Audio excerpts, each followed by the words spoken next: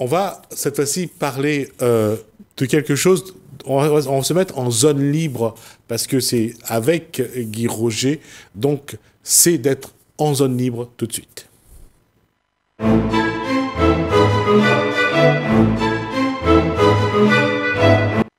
Bonsoir Guy Roger. Bonsoir Gismi.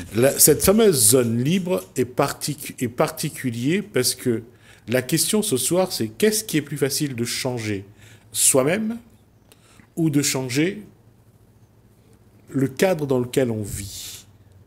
Je ne parlais pas de changer les autres, hein, je parlais de changer son environnement. Ouais. En fait, je crois que c'est plus facile pour chacun d'entre nous parce qu'on est formaté comme ça, à avoir un monde qui soit à mon goût. Tu vois? Donc, je contrôle et puis je veux que les choses soient à mon goût. Mais le problème, on le voit avec depuis la crise du Covid, parce que ça a exacerbé ce que nous sommes. On essaye de protéger. Et il y a quelque chose que je trouve magnifique dans le schéma de comportement. Il y a quelques semaines, on a dit, vous pouvez tomber les masques. D'accord. Mais il y a des gens qui continuent à mettre le masque. Et même en voiture, ils ont toujours le masque. C'est de montrer que lorsqu'on rentre dans un schéma de comportement, ben, il est difficile d'en sortir. Voilà. Et puis on continue la même chose parce que ça se répète tout le temps. Et c'est la peur du changement qui nous a attaqués, en fait. Et on vit dans cette peur du changement. Je crois que c'est le Bouddha qui disait la seule constance, c'est le changement. C'est ça, c'est ça. Donc le changement, il est en soi, et soi constamment change. Tu as des émotions qui changent, qui passent du coq à l'âne. Tu as des événements qui passent, qui arrivent et qui te bousculent. Et nous, dans ce monde, au lieu de voir comment on peut faire pour accueillir ces changements-là, eh ben, on met toutes les choses dans l'habitude et le train-train, et on ne veut pas que ça bouge. Tu vois? Donc, on s'est habitué à vouloir arranger les choses qui se passent à l'extérieur de notre peau que de voir comment on peut faire pour être bien soi-même. Mais il y a un souci, on le voit, et c'est quelque chose qu'on voit vraiment aujourd'hui, c'est on essaye vraiment de s'enfermer. Le repli sur soi, depuis encore un peu plus exacerbé depuis le Covid, la guerre en Ukraine qui exacerbe les peurs, la crainte d'une troisième guerre mondiale, on commence vraiment à devenir des êtres qui ont peur de tout, y compris de leur ombre. Alors, c'est pas de changer qu'ils ont envie aujourd'hui. Ils ont envie plutôt de protéger ce qu'ils ont. Donc, de ne pas changer. Oui, c'est-à-dire que quand on protège autour de soi les événements qui arrivent, eh ben, on se met dans une petite bulle et on s'isole les uns des autres. Et à mon sens... C'est ce qu'on fait depuis, surtout, cette crise sanitaire. Mais aussi depuis Jules César. Oui. Ça a toujours été. Oui, ça a toujours été. Mais là, avec la crise sanitaire... Un peu plus depuis la crise sanitaire. Voilà, ça s'est accentué. Disons que peut-être qu'on a pris un peu plus conscience qu'on était comme ça. Oui, c'est vrai aussi. Il y a un peu plus de gens qui disent... mais c'était révélateur. Voilà. C'est vrai. Mais moi, je dis que, tu vois, ce changement-là, à l'extérieur de soi, est inutile parce que, en fait, ce qui se passe à l'extérieur de nous, ben, c'est ce que nous sommes dedans. Donc, toutes tes réactions, tes émotions, tout ça, ben, tu les exprimes. Et ça s'exprime dans nos relations. Et nos relations, c'est quoi? C'est la société. Nous sommes la société, nous sommes le monde c'est moi. Quand je regarde le monde, c'est le reflet de moi-même. Mais moi, je veux changer qui? Je veux changer le monde. Mais... Et je ne veux pas me changer. Et je reviens à cette belle phrase de Gandhi. C'est que on peut faire tout ce qu'on veut. On peut faire le tour de la Terre, 7 fois. Mais le vrai voyage qu'on fait en soi, c'est de se changer soi. C'est ça. Et en fait, comment ça se passe? C'est que changer soi, c'est la chose la plus difficile qui soit donnée à l'être humain. Parce qu'on t'a déjà expliqué comment tu dois être. Donc, en fait, tu as peur de changer parce que tu as peur du jugement des autres qui te disent que tu n'es pas à la norme. Oui, mais le philosophe dit, ce que tu as appris, c'est bien. Maintenant, il faut désapprendre. C'est ça. Et on passe notre temps à apprendre plus encore, et on s'entiche à vouloir faire une zone de confort. Et cette zone de confort, c'est ce que je devrais être. Donc je montre au monde ce que je devrais être. Je ne suis pas ce que je suis. Je montre à l'autre parce que l'autre, il faut lui faire plaisir. Parce qu'autrement, il va te juger. Il faut se rassurer aussi soi-même. Bien sûr, ça te rassure quand l'autre te fait exister. Quand on connaît l'autre. Voilà, l'autre te dit tu es quelqu'un de bien, on te caresse dans le sens du poil. Or, toi, tu existes. Attention, tu te mets sur un piédestal et je suis quelqu'un. Tu vois, mais ce quelqu'un-là, c'est faux. C'est pas vrai. Donc, ce que nous voulons changer, c'est cette attitude à croire que nous sommes devenus ce que nous devrions être. Et parce que nous sommes comme ça, ben, le monde que nous voyons autour de nous, il est médiocre. Parce que ce que nous sommes là, quand nous faisons ça, c'est médiocre, c'est pas sincère. Et puis, tous ces mensonges qu'on cultive entre nous les uns les autres, ces non-dits, on veut même pas se parler proprement, on se parle mais sous la table, tu vois. Il y a plein de choses qu'on veut se dire, on le sait tous que c'est pas vrai, mais on cultive comme si c'était pas grave. Ce déni, malheureusement, n'est pas seulement pour ça. L'être humain est de plus en plus dans le déni. Ne pas regarder la réalité, ne pas voir cette nécessité d'évoluer, de se changer, parce que le monde évolue, il faut s'adapter. Mais ce qui est encore pire, c'est que non seulement on n'essaye pas d'évoluer, mais on a tendance plutôt à s'enfoncer. Voilà. Dans ce qu'on croit être une zone de confort. C'est ça. Alors moi, je me pose la question, Jismi, est-ce qu'il faut s'adapter? Est-ce qu'il faut se conformer à ce monde? Est-ce que nous, les êtres humains, on est capables de voir les choses telles qu'elles sont et accepter les choses telles qu'elles sont? Ce regard, quand on fait ça, ce regard ne fait plus rien pour essayer d'arranger les choses autour de nous. Tu vois, on accepte les choses. On accepte que ça, c'est un mendiant, ça, c'est un riche. On dit OK, parce que normalement, c'est la même chose, c'est la même entité. En fait, c'est l'ensemble et un tout. Tu comprends? Mais nous avons divisé cet ensemble en deux et on préfère le riche que Donc, en fait, on est en dualité avec nous-mêmes et cette dualité, en fait, elle crée dans nos relations le monde que nous avons. Mais moi, je dis, peut-être que chacun d'entre nous, quand on a compris ça, peut-être qu'on peut être nous-mêmes acteurs de la vie que nous voulons voir, mais pas changer le monde pour être à notre goût, parce que ce ne sera jamais à ton goût. Et c'est là le problème, c'est que à quoi doit ressembler ce monde dans lequel on est et comment on doit le concevoir. C'est tout le problème, parce que chacun a une vision de ce qu'il souhaite et chacun et chacune essaye de faire le monde dans son regard. Voilà. Et le problème, c'est qu'ils ne savent pas, c'est que c'est même pas le monde qu'ils souhaitent. Oui, en fait, c'est un programme. On veut que le monde change selon ce qu'on a appris. Et ce que tu as appris, c'est quelque chose qui est passé, c'est une mémoire qui est installée dans ton être, et tu répètes les mêmes choses. C'est compulsif, ça, c'est même inconscient. Et c'est pour ça que ces guerres arrivent, on veut pas, mais c'est inconsciemment on les a fait, tu vois. Moi, je dis que si tu n'as rien dans la tête, si tu n'as pas d'idée, parce que si tu as une idée et que moi j'ai mon idée, on sera convergents les deux. Tu auras ton idée, moi j'ai mon idée, ben on va se batailler, tu sais. Donc il faut deux coqs pour se batailler, tu vois. Mais quand il n'y a pas de coq, ok, ben il n'y a pas de bataille, il n'y a pas de problème. Mais le problème, c'est que nous sommes amassés des idées, et ces idées que nous avons sont des choses qui sont des conclusions. Mais comment peut-on faire une conclusion avec la vie qui est sans fin? Oui, parce qu'on nous a appris à faire d'une idée une conception de choses. C'est ça. C'est-à-dire que ce qui devait être une façon d'être pour un petit moment, oui, on en a fait un socle, oui, pour une éternité. Oui, on l'a idéalisé.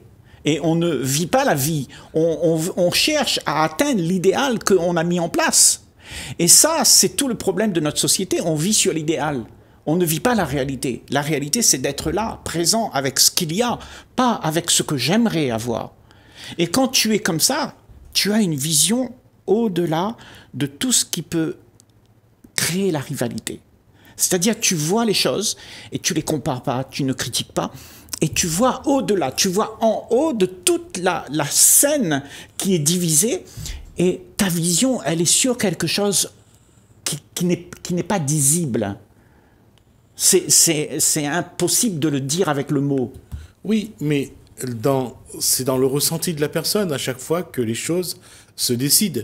S'il ressent les choses de telle façon ou d'une autre façon, il va choisir déjà la façon la plus agréable pour soi.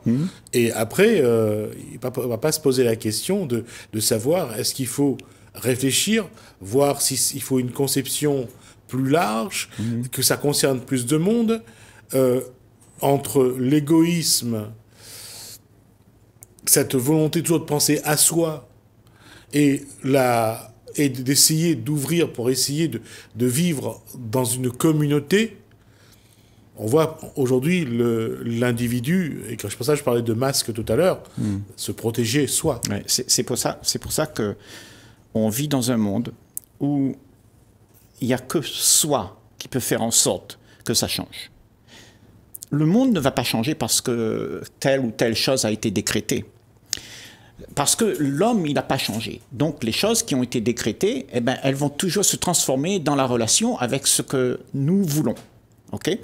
Moi, je dis que tout ça, c'est une bonne occasion pour nous, les humains, dans cette discussion-là, de voir que nous sommes nous-mêmes nos sauveurs. Il n'y a personne qui viendra nous sauver. Peu importe ce que tu mets en place, ça va toujours être dans quelque chose qui va être confus, qui va changer, et tu seras déçu. Il y a deux choses. Il y a d'abord celui qui a les moyens de dire « je décide de ma vie, je veux vivre dans telle maison, je veux vivre… » Ça, c'est dans cette posture matérielle que ceux qui ont les moyens s'affirment. Oui. Ceux qui n'ont pas, même à peine les moyens de finir le mois, de pouvoir manger 3 repas par jour, le seul souci qu'ils auront, et qu'ils ont déjà, c'est de se dire est-ce que je vais pouvoir manger ? On n'est pas sur un principe d'égalité dans la décision. Il y a celui qui a faim, mais il ira fouiller dans les poubelles de ceux qui ont les moyens d'avoir des poubelles et de mettre leur surplus, ce qu'ils vont jeter à la poubelle pour manger. Voilà. Alors c'est pour ça que quand tu vois ça, chacun d'entre nous, les gens nous écoutent, on voit ça. Ben nous, on veut changer ça. Tu comprends ? Et ça se passe à l'extérieur de nous. Ce qui doit être changé, c'est ton regard. Le regard que tu as, qui va voir les choses autrement. Qui va voir les choses avec amour, avec respect, avec dignité, avec authenticité. Ce regard-là ne vient pas de ta tête. C'est quelque chose qui vient du cœur. Et très peu de nous, on laisse parler ce cœur. Tu sais, la petite voix. Tu sais, ma grand-mère me disait, la petite voix, écoute bien la petite voix. C'est difficile d'écouter cette petite voix. Parce que notre tête a une grosse voix. Tu vois ? Elle encombre toute la sensibilité de ton être. Tu vois ? Donc, il faut voir que cette petite voix, elle est effacée parce que tu laisses ta tête t'envahir. Et c'est à nous de faire en sorte, parce que nous sommes constructeurs de ce monde, et c'est nous qui allons changer le monde, c'est l'homme qui va changer le monde, c'est pas une institution qui va changer le monde, c'est nous en faisant les choses qui sont avec beaucoup d'intelligence, mais pas une intelligence de la tête, une intelligence du cœur. Parce que le cœur va toujours parler, et la raison va toujours revenir. La raison, c'est toujours notre société, la logique de notre société. Il faut gagner de l'argent, il faut être fort, il faut être grand, il faut réussir. Ça, c'est la logique, c'est la raison, c'est le programme qu'il y a dans notre tête. Mais moi, je dis, sors de ça, et tu verras, il y a quelque chose à faire avec le cœur. Et ce cœur, il peut parler, il peut parler et faire en sorte que le monde a envie de voir quelque chose d'autre.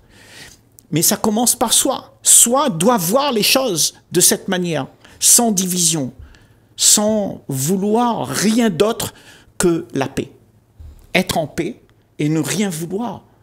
À ce moment-là, les choses peuvent changer. Ils ont changé pour toi. Pour toi, ça a changé parce que tu as un autre regard. Mais ce regard, peut-être, elle va s'améliorer sur l'étendue de notre société. Reste quand même que pour atteindre cette posture d'élévation, parce que oui, c'est une élévation, bien sûr. Mais ça demande un parcours, j'allais dire, un itinéraire particulier oui. à accomplir. Oui. Et est-ce que l'individu a envie de cet effort? C'est pas qu'il a envie, il n'a pas envie parce que il a sa zone de confort, tout est bien. Tu sais, moi, avec ma maison, ma voiture, ma piscine, ben, je ne veux pas changer, moi. Je veux rester là-dedans.